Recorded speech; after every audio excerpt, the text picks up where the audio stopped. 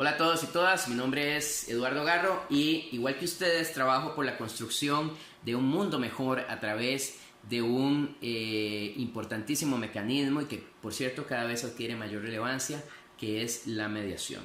El día de hoy vamos a retomar una serie de videos que habíamos empezado tiempo atrás y que tiene que ver con un aspecto relevantísimo de la mediación, que es el tema de la ética. Y vamos a hablar de uno de sus principios pilares, la confidencialidad. Este principio ha tenido una enorme relevancia a través de los años, al punto que ha sido utilizado constantemente como un medio para promocionar el uso de la mediación.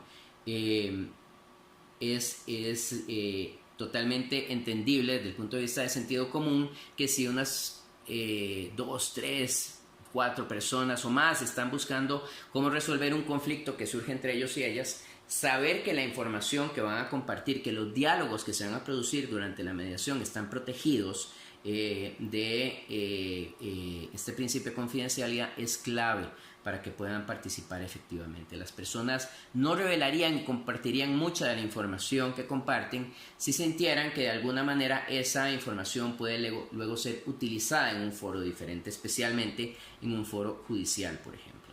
Así que la confidencialidad ha tradicionalmente tenido una importancia crítica, no solo en la práctica de la mediación, sino en el desarrollo de esta institución.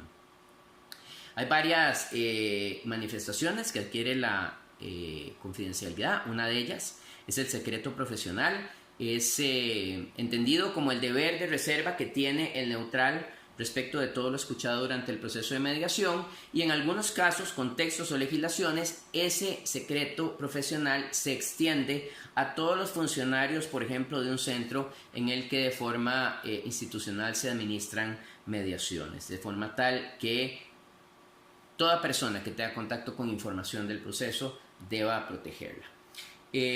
La otra manifestación que tiene la confidencialidad se refiere a la reserva que deben mantener los protagonistas o inclusive las personas que les acompañen durante el proceso de diálogo, que participen de la mediación de alguna manera. En relación a estas dos manifestaciones hay dos mecanismos de protección importantes. El primero le vamos a llamar inhibición probatoria y tiene que ver con la imposibilidad de presentar como prueba en juicio cualquier testimonio o información que se haya dialogado durante el proceso de mediación, que sea parte de los diálogos que se realizan durante la mediación. Esto aplica tanto para los neutrales como para los protagonistas del conflicto y cualquier persona en general que deba estar sujeta al proceso o al principio de confidencialidad, perdón.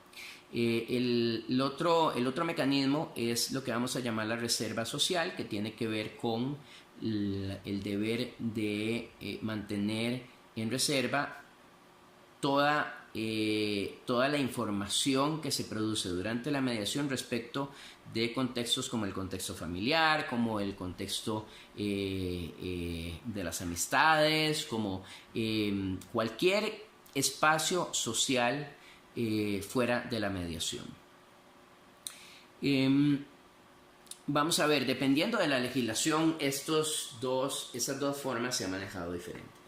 En general, en la mayoría, se entiende que los dos deben estar protegidos por el principio de confidencialidad, y más si ha sido establecido en la ley.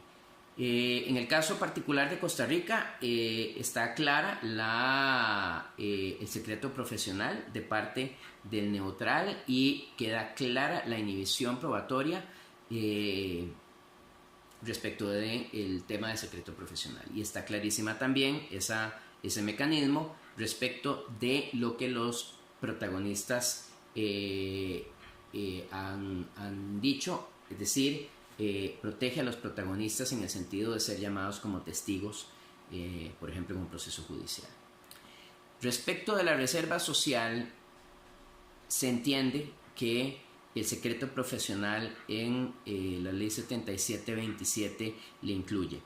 Sin embargo, en el caso de los protagonistas del conflicto o personas que les acompañen y que no tengan ese deber por otra vía, como pudieran ser los abogados o los profesionales en psicología que les acompañaran, que por vía de sus normas de ejercicio profesional tienen la obligación de mantener la confidencialidad.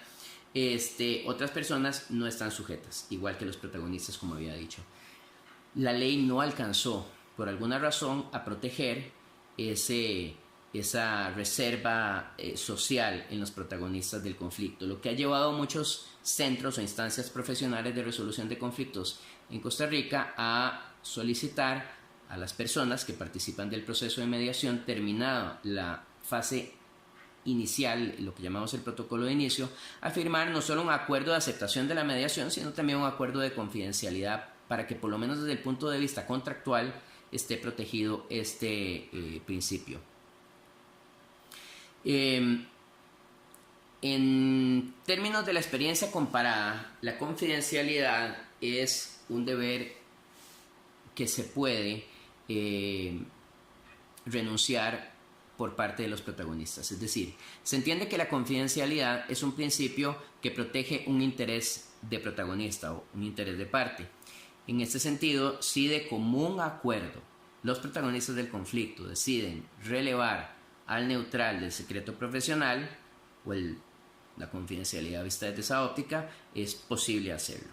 El caso particular de Costa Rica no lo permite. El artículo 14 de la Ley 7727 dejó claro que este era un deber que no se podía exceptuar ni siquiera bajo solicitud de alguno de los protagonistas en conjunto, solicitud de partes.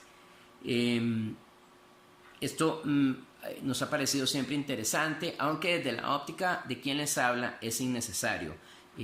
Yo creo que la confidencialidad, como había dicho, es un principio que está diseñado para proteger un interés de los protagonistas del conflicto y que por esa razón deberían estos y estas de poder exceptuar el secreto profesional cuando lo consideraran beneficioso. Sin embargo, no es así en nuestra legislación en Costa Rica, entonces pues así es como se ha utilizado este principio. En la experiencia comparada es diferente, hay muchas instancias donde es posible levantar este deber. Un interesante caso es el de los conflictos de naturaleza pública. En la mayoría de las legislaciones no se exceptúan los conflictos de naturaleza pública del deber de confidencialidad. Sin embargo, en algunas sí se ha discutido y se mantiene esa discusión abierta de si la confidencialidad debe o no aplicar en estos casos. Mi opinión es que cuando se trate de conflictos de naturaleza pública, la confidencialidad no debería de ser considerada un principio operativo. Conflictos de naturaleza pública envuelven la discusión sobre temas que afectan a la colectividad, y cuando se trata de temas como estos, cuando se trata de conflictos cuyos efectos alcanzan a grandes grupos de personas, que tienen que ver con aspectos de gobierno, que tienen que ver con fondos públicos, me parece que la mediación de esos conflictos no debería de entenderse como una mediación confidencial. Diferente es decir que tampoco pueden ser procesos privados, y voy a aclarar este punto. Definitivamente el proceso de mediación no puede ser un proceso que se exponga públicamente, es decir, no se puede mediar, por ejemplo, pongamos un escenario, transmitiendo en vivo la mediación o digamos con los medios de comunicación presentes durante el proceso de diálogo. Si bien los medios de comunicación cumplen una definitiva e importantísima función de protección de la colectividad, para que un diálogo se produzca de manera eficiente, de manera efectiva, quienes participan en él tienen que sentir protegida la privacidad de ese proceso, de que no sea expuesto de manera prematura, de que lo que digan no pueda ser utilizado de forma descontextualizada, por ejemplo, o en algunos casos interpretada de una manera diferente a cómo se estaba pretendiendo transmitir un mensaje. Entonces, es comprensible la idea de que para que la mediación funcione, la mediación debe realizarse, el proceso debe realizarse de forma privada. Entonces, ¿cómo es que se podría velar por el interés público? Bueno, les pongo un ejemplo. Tuve la oportunidad de participar en una serie de diálogos como facilitador de temas de gran relevancia social, de gran relevancia pública entre grandes empresas transnacionales y órganos reguladores del gobierno. En estos casos se utilizó una norma de diálogo de responsabilidad social corporativa que se denomina norma A1000. Y la norma exigía la presencia de entidades fiscalizadoras. Entonces, al tiempo que se estaba facilitando el diálogo, alrededor de la mesa de diálogo habían representaciones, por ejemplo, de Transparencia Internacional, de la Defensoría de los Habitantes, de las entidades certificadoras de la ejecución del proceso acorde a esta norma A1000, que era la norma que estábamos utilizando. Entonces, habían, digamos, diferentes niveles de supervisión durante el proceso, de manera tal que se pudiera proteger aquel diálogo sobre un tema relevante a la colectividad de la posibilidad de alguna situación inapropiada o inclusive algún hecho de corrupción, que sabemos que es uno de los retos que existe en estas materias, y es por esto que se podría entender la confidencialidad desde otra óptica cuando se trate de ese tipo de conflictos. No es la norma hasta donde he logrado conocer en los países, por ejemplo, latinoamericanos. Sin embargo, me parece una discusión importante, y desde el punto de vista personal creo que debería exceptuarse la confidencialidad cuando se trate de estos procesos, al tiempo de protegerse la privacidad del diálogo, de manera tal que se pueda realizar efectivamente, en el tanto en que haya fiscalización razonable del proceso de diálogo. Entonces, bueno, dicho esto, hay algunas excepciones a la confidencialidad. La primera y la más común es una que también utilizan muchas profesiones, que tiene que ver con la idea de que cuando se ponga en riesgo la salud, la integridad o la vida de las personas, el principio de confidencialidad se podría haber exceptuado, es decir, el neutral podría compartir esa información, por ejemplo, con las autoridades relevantes. Mucho más si se trata de funcionarios o funcionarias públicas que usualmente tienen deber de denunciar situaciones en las que tengan conocimiento de delitos, por ejemplo.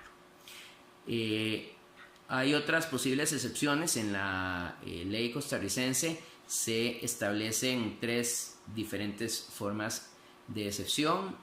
Esta primera no se establece claramente, sin embargo yo soy de la opinión que, llegado el caso, un tratamiento jurisprudencial de este punto podría concluir que sí debe, por sentido común, debe de entenderse como una excepción al deber de confidencialidad. Las que sí están se refieren a 1, cuando se acusa civilmente al neutral; 2, cuando se acusa penalmente al neutral. Me parece razonable que el neutral pueda exceptuar el secreto profesional para poder defenderse, ahora, en mi opinión, solo de lo que tiene que ver estrictamente con el ejercicio de su derecho de defensa, ¿verdad? No pensaría, aunque esto no se ha resuelto jurisprudencialmente, entonces no se puede adelantar algún criterio a que gratuitamente se pueda compartir información que no sea relevante para la defensa y que, por ejemplo, vaya a afectar a alguno de los protagonistas del conflicto. La otra excepción, que es una excepción que ha resultado difícil de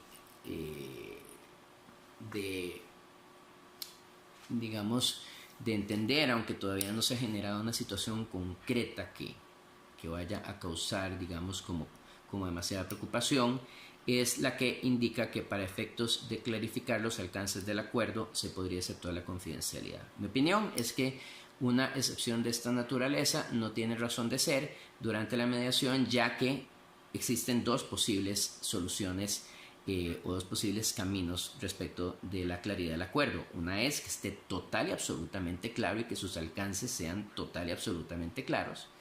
Y en este sentido, si hubiera un incumplimiento, se pudiera buscar algún mecanismo acorde a la ley para forzar el cumplimiento del acuerdo. Y la otra es que no sea claro, no sea ejecutable y por esta razón ese acuerdo sea del todo ineficaz. Esa me parece que son los dos caminos. Es sumamente importante la correcta redacción de los acuerdos, de manera tal que una persona que no haya estado durante la mediación entienda claramente cuáles son los compromisos paso a paso y pueda entender su ejecución. Y si esto no existe, bueno, pues ese acuerdo carecería de una profesional redacción con probablemente consecuencias para el neutral. Entonces, bueno, esas son las excepciones principales que podemos apuntar. Y bueno, esto es un poco lo que tiene que ver con temas críticos respecto de este importantísimo principio ético que es el principio de la confidencialidad. Agradeciéndoles muchísimo su atención, invitándoles para que vean el próximo video.